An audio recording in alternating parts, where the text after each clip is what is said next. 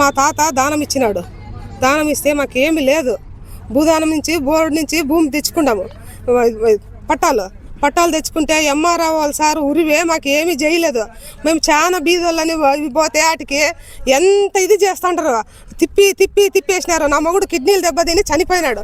చనిపోతే ఎంఆర్ఓ ఆరయ్య అందరూ వచ్చి తోటకాటికి సంతకాలు పెడతావా లేదా అన్నారు. అందరూ ఏపీఐఎస్ వాళ్ళు కానీ తోలుకొని వస్తారు. సంతకాలు పెడతావా లేదంటారు. నా భూమి కోసం వచ్చి జేసీపీలు తెస్తారు, ఇది చేస్తుంటారు. నా భూమి ఎంఆర్ఓ ఇప్పుడు వెంటనే నా భూమి నాకు ఇచ్చేసి వెళ్ళా. ఆర్హెచ్ మాన్యువల్ ఇచ్చి చూడండి, ఒరిజినల్ అన్నీ ఒరిజినల్ భూదానం అంతా మా తాత ఇచ్చింది మేము తెచ్చుకున్నాం. మాకు ఏమీ లేదు, ఏమి తినేకి కానీ లేదు. లేకుండా వాళ్ళకి మా పెద్దోళ్ళంతా లంచం ఇస్తారని వాళ్ళకే ఇది అవుతుంటారు. వీళ్ళంతా ఇది అవుతుంటారు. మాకు న్యాయం చేయండి అని. లేకుంటే మేము చనిపోతాము. మీ ఎదురుగా చనిపోతామైనా కానీ ఎంతమంది వస్తారు, బెదిరిస్తారు. తోటకాటికి వచ్చి చాలా గొడవ చేస్తారైనా కానీ గొడవ చేస్తుంటారు. మాకు ఇది భూమి పాస్బుక్లు తెచ్చి ఇచ్చేటట్లు ఇచ్చేయండి. ఎందుకంటే ఆన్లైన్ చేయలేదు. మాకు ఎన్ని తూర్లు తిరిగినా కానీ ఆఫీస్ చుట్టూ తిరిగినాము, అన్ని చోట్లకి తిరిగినాము. ఇప్పుడు పెట్టి వచ్చినా కానీ ఏమని రాస్తారు, 7 మందికి ఉంది అని రాస్తారు. భూదానం 7 మంది ఇచ్చింది. ఏపీఎస్ఎల్ భూమి పూజ చేసినారు. భూమి పూజ చేయకుండా కానీ 2017లో భూమి పూజ చేసినారు అన్నారు. 2000 చిక్కుడు ఫ్యాక్టరీ 2018లో చేసినామన్నారు. 2025లో మేము ఊరికి పోయింటే వచ్చి ఇది భూమి పూజ ఇట్లా చేస్తాంటారంటే 4 గంటలకే వచ్చి నేను చాలా గొడవ చేసినా. నా గొడవ చేసినా కానీ దాంట్లో మీడియాలో ఎక్కడా కానీ చూపించలేదు. ఆ రోజు ఇట్లా మా ఇది మీ కాదమ్మా, మేము అక్కడ 19 ఎకరాలు, మీది ఉండేది 20 ఎకరాల 43 సెంట్లు అని అన్నారు. 20 స్థలం లేదు, ఇటు పెట్టుకున్న మీటింగ్ వరకు అంతే అన్నారు. ఇంకా లాస్ట్లో వచ్చినాను. మా బళ్ళారి ఊరే దూరము. అటు నుంచి వచ్చేళ్ళకి సాయంత్రం అయింది. సాయంత్రం మీటింగ్ ఉంది. గొడవ పడితే ఇట్లా ఈ మాట అన్నారు. 19 ఎకరాలని మీడియాలో చెప్పినారు వాళ్ళు. మాది ఉండేది 20 ఎకరాల 43 సెంట్లు. ఆ రోజు గొడవ పడితే మీది కాదమ్మా, మీది భూమి ఇంత ఉండేది అని చెప్పినారు. చెప్పితే ఇంత ఇది చేస్తాడారు. భూమి పూజలు ఇన్ని తూర్లు చేసినారు అన్నారు. ఈ చోట్లకి కలెక్టర్ ఆఫీస్ అనంతపురం తిరిగినాము, పుట్టపర్తికి తిరిగినాము, దీనికి తిరిగినాము. భూదానికి బోర్డుకి మొన్న ఈ సంవత్సరంలోనే పోయి వచ్చినాను. ఆటికి పోతే కలెక్టర్ కోర్టుకి వేసేసేమా ఎవరు కానీ రారు అని చెప్పింది మేడం. లేదు మేడం, మేము ఇంత బీదోళ్ళు చాలా కోర్టుకు కానీ ఇది లేదు అనింది. ఎట్లా కోర్టుకు వేసేస్తే నా చేతులు ఇప్పుడు భూదానంది లేదమ్మా, అందుకోసమే లేకుంటే ఇప్పుడే చేసి ఇస్తున్నా అనింది. ఆడ పేరు కానీ రాసుకుంటారు. నాది వచ్చింది అమ్మాని ఉంటామంటారు. మామిడి చెట్లు పెట్టుకుంటాను. ఎంఆర్ఓ వల్ల ఇది ఏపీఐఎస్ వాళ్ళు వస్తారు. ఎంఆర్ఓ వల్ల పిలుచుకొని వస్తారు. కార్లు వేసుకొని కార్లు కానీ ఉంటాయి. ఫోటో తీసుకుంటారా? కార్లు కానీ ఉంటాయి చూడండి. అంతమంది వచ్చి బెదిరించేది, సంతకాలు పెడతావా లేదా అనేది.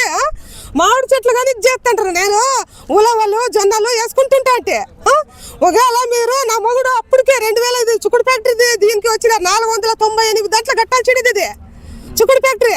ఇప్పుడు మన సత్యకుమార్ సార్ కలెక్టర్ సార్ వచ్చినప్పుడు దీంట్లో చిక్కుడు ఫ్యాక్టరీలోకి వచ్చినాడు. వచ్చిన రోజు ఆ రోజు ఇక్కడ ఎక్కడ మీటింగ్ పోయిందంట. మీటింగ్ పోయింటే ఆ పొద్దు పిలుచుకొచ్చినారు. ఆ పొద్దు ఎంఆర్ఓ చిక్కుడు ఫ్యాక్టరీ ఇది 508 దాంట్లో ఉంది సార్ అని అన్నాడు. ఇట్లా అందరూ ఇది చేస్తాండ్రు. మాకి పాస్బుక్లు ఆన్లైన్ ఎక్కించి పాస్బుక్లు ఇవ్వాలి. నా భూమి నాకే సంతకాలు పెట్టమని అన్నాడు. వచ్చే సంతకాలు పెడతావా లేదని బెదిరించినారు. వచ్చి నన్ను బెదిరించినారైనా కానీ నాకు ఆన్లైన్ ఎక్కించి భూమి పాస్బుక్లు ఇప్పియాల. నా భూమి నాకే ఇన్నాళ్ళు 498 దాంట్లో అన్నారు. వాళ్ళు ఫోటోలు కానీ పెడతాను చూడండి. సర్వే చేసేకి వచ్చినప్పుడు కానీ సర్వే కానీ ఉంటాయి. ఇప్పుడు నా నెల నుంచి ఇది 508 దాంట్లో ఉందని వాళ్ళే అన్నారు. హ్యూమన్ రైట్స్ కానీ పిలిచినాం మేము. అబద్ధం అడిగితే లేదు, ఇది 498 అన్నారు. చిక్కుడు ఫ్యాక్టరీది మార్కింగ్ ఫ్యాక్టరీ కానీ దాంట్లోనే ఉంది 498 అని. వాళ్ళు పేపర్ పైన పెద్దోళ్ళు డబ్బు ఉండే వాళ్ళని ఏమైనా రాసుకోవచ్చా మీరు? వాళ్ళు రాసుకోవచ్చైనా కానీ చాలా బీదోళ్ళు ఏటికి పోలేరు అని. ఇది నాకి ఎంఆర్ఓ సార్ వెంటనే పెరిగినా ఇది పాస్బుక్లు చేసి ఇవ్వాలి, ఆన్లైన్ చేసి నా భూమి నాకే తెచ్చి ఎక్కిపోతాను. మీ ముందే చనిపోతానే కానీ. గనగానపల్లి మండలం దాదులూరు గ్రామ పొలం నందు 508 సర్వే నెంబరు 20 ఎకరాల 43 సెంట్లు. అయితే ఆర్హెచ్ హోల్డర్ వచ్చి పొన్నపువ్వుల సంజీవయ్య. ఆయన కుమారులు 2 కుమారులు 4 కుమార్తెలు, 5 మంది కొడుకులు, 5 మంది కూతుర్లు 2 కొడుకులు. 5 మంది కూతుర్లు అంటే ఉందినా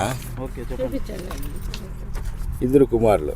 అయితే వాళ్ళ కుమారులు సంజీవ్ రాయుడు, శేషప్ప, లక్ష్మీదేవి, కృష్ణమ్మ, సంజీవమ్మ, అక్కమ్మ, నాగసుబ్బమ్మ. వీళ్ళు పన్నవోలు సంజీవప్ప వారసులు. తర్వాత వీళ్ళు 20 ఎకరాల 43 సెంట్లని హఫీజ్ షేక్ అహ్మద్ అలీకి సన్ ఆఫ్ షేక్ షరీఫ్ షాబ్కి 386/2006 డాక్యుమెంట్ నంబరు 13/7/2006లో శేషయ్య తన్ని పన్నవోలు సంజీవప్ప విక్రయం చేసినాడు. 5 ఎకరాలు ఇదే సర్వే నంబర్లో.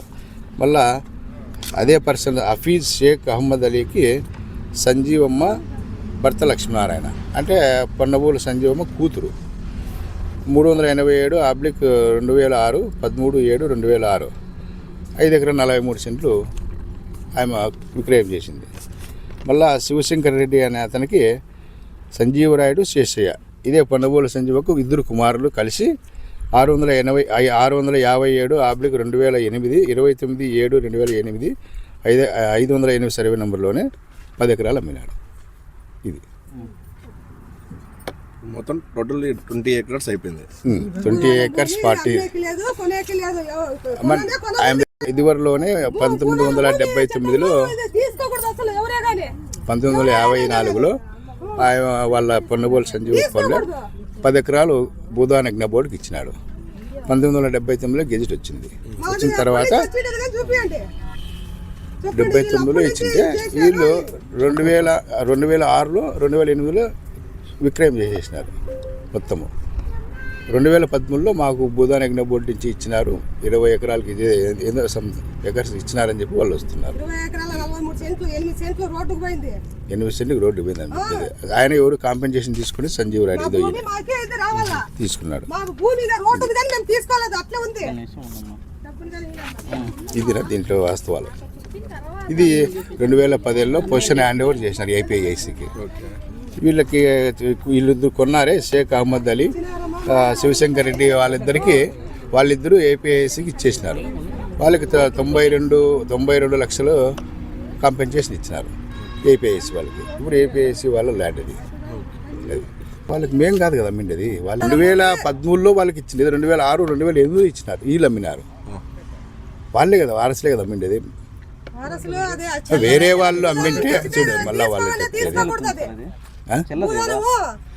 కాదన్నా 2006 2008లో అమ్మినారు. 2013లో ఇచ్చినారని చెప్తున్నారు భూదానజ్ఞ బోర్డు. ల్యాండ్ నాది కాదు కదా, అంటే ఏపీఐసి వాళ్ళకి ఇచ్చినారు అప్పుడు ఆల్రెడీ 2010లో. నేను టైటిల్ ఎవరిదని చెప్తున్నాను అంతే. ఇది ఏపీ మార్కెట్, నేను డిస్ట్రిక్ట్ మేనేజరు. మాకు యాక్చువల్గా 508 అనేది మాకేం కాదు, మాకు ఇచ్చింది 498లో ఇచ్చారండి. 5 ఎకరాలు 498లో ఇచ్చారు. మాకు కొలతల్లో ఏంటంటే ఇక్కడ నుంచి చూపించారనమాట. అక్కడ వేశారు కదా శిలాపలకం, అక్కడ నుంచి చూపించారు. మా వాళ్ళు ఏంటంటే అప్పుడున్న మేనేజర్స్ కానీ 508 అంటే అది అవతలది అనుకున్నారు. 498 ఇది అనేసి ఇక్కడ కట్టారు బిల్డింగ్. మా బిల్డింగ్ వచ్చి 2.34లో అంటే 2.34 ఎకరాస్లో పడింది. ఆ 2.34 ఏదైతే మేము 508లోకి వచ్చామో అది మేము 498లో ఏపీఐసికి ట్రాన్స్ఫర్ ఇచ్చామన్నమాట. మేము ఏదైతే ఆక్యుపై చేసామో ఆ ప్లేస్ని వాళ్ళకి ఇచ్చాము మా 498 నుంచి. అది ప్రాబ్లం అంతే. మా బిల్డింగ్ ఆల్రెడీ ఇది కన్స్ట్రక్షన్లో ఉంది కాబట్టి ఇది మాకు కంప్లీట్ అయిపోవాలి అనేది మాకు ప్రెజర్ అన్నమాట. ఇది ఎందుకంటే ఇది సెంట్రల్ గవర్నమెంట్ నుంచి స్కీమ్ అనమాట మా బిల్డింగ్ కట్టడానికి. ఈ ఫండ్స్ మాకు రిలీజ్ అయినాయి. ఇది కంప్లీట్ కాకపోతే ఆ ఫండ్స్ రిటర్న్ వెళ్ళిపోతాయి. కాబట్టి కలెక్టర్ సారు ఇది తొందరగా కంప్లీట్ చేసుకోండి అనేసి మాకు ఆర్డర్ ఇచ్చారు. కాబట్టి మేము ఇది నిలిచిపోయిన బిల్డింగ్ని ఇప్పుడు కన్స్ట్రక్షన్ చేసి కంప్లీట్ చేయడానికి వచ్చామండి. అది ఒకవేళ సార్ వాళ్ళు చెప్పారేమో అండి, నాకైతే ఏం చెప్పలేదు. నాకు వచ్చిన ఆర్డర్ ప్రకారం మేము వచ్చాము. వాళ్ళు ఒకవేళ మేము ఏం చెప్తున్నామంటే ఒకవేళ సార్ వాళ్ళు ఏదన్నా అట్లా చెప్పింటే కానీ అది కూడా మేము ఫాలో అవుతాం. ఒకవేళ మా వరకు అయితే రాలేదు అది ఒకవేళ వస్తే మేము కూడా ఫాలో అవుతాం. సార్ వాళ్ళు ఏది చెప్తే అది పై అధికారులు ఏది చెప్తే అది మేము వినాలి. కాబట్టి ఇప్పుడు మాదైతే ఇది కన్స్ట్రక్షన్ కంప్లీట్ చేసుకోవడానికి వచ్చామండి. మేము ఇప్పుడు ఆమెకి మేమేం అన్యాయం చేయలేము. మా ప్లేస్ వాళ్ళకి ఆల్రెడీ మేము ఏదైతే ఆక్యుపై చేసామో అది రీప్లేస్మెంట్ ఇచ్చాము. మాకు ఆ రోజు చెప్పడం వల్లనే బై మిస్టేక్ జరిగింది. అప్పుడున్న వాళ్ళు అలా చేశారు. అది ఎవరిదనేది నేను తెలియదండి, నేను అప్పుడు లేను కాబట్టి జరిగింది. ఇప్పుడున్న ఇన్కంప్లీట్ ఉండేది కంప్లీట్ చేయమన్నారు. దాని వరకు మేము పైన వాళ్ళ ఇన్స్ట్రక్షన్స్ ఫాలో అవుతున్నాం. అప్పటి నుంచి నువ్వే కదా మేడం ఉండేది? నేను కాదమ్మా, నేను వచ్చింది మొన్న వచ్చినాను. లేదు మేడం, నువ్వే అప్పటి నుంచి ఉండింటది. ఎప్పటి నుంచి ఉన్నానో చెప్పండి. సరే, చాలా రోజులు అంటే ఎప్పటి నుంచి ఉంది చెప్పండి. మేడం వాళ్ళ వర్చన ఒకటే, చెప్పండి. మేము ఇక్కడ వాళ్ళు ఏ పని చేయనియము, దానికి ఏం చెప్తారు? మేము అందుకేనండి పోలీసుని ఆశ్రయించాము. ఆమె మమ్మల్ని బెదిరిస్తుంది. ఇప్పటికే 2-3 టైమ్స్ వచ్చారు, మా వర్కర్స్ వచ్చారు, వెళ్ళిపోయినారు. ఎందుకంటే అది జేసీపీకి ఆమె అడ్డపడ్డాము, మేము మందు తాగుతాను, మీరు ఈడు పని చేస్తే మేము చనిపోతాము, అది ఇదని బెదిరిస్తుంది. ఇప్పుడు ఆమె ఏదైనా చేసుకుంటే రేపు మా పైన వస్తుంది కాబట్టి మేము పోలీసులను ఆశ్రయించాము, వాళ్ళ ప్రొటెక్షన్తో వర్క్ చేయించుకోవాలనేసి. వాళ్ళు చేయకపోతే పోలీసుని ప్రొటెక్షన్ అడిగింది.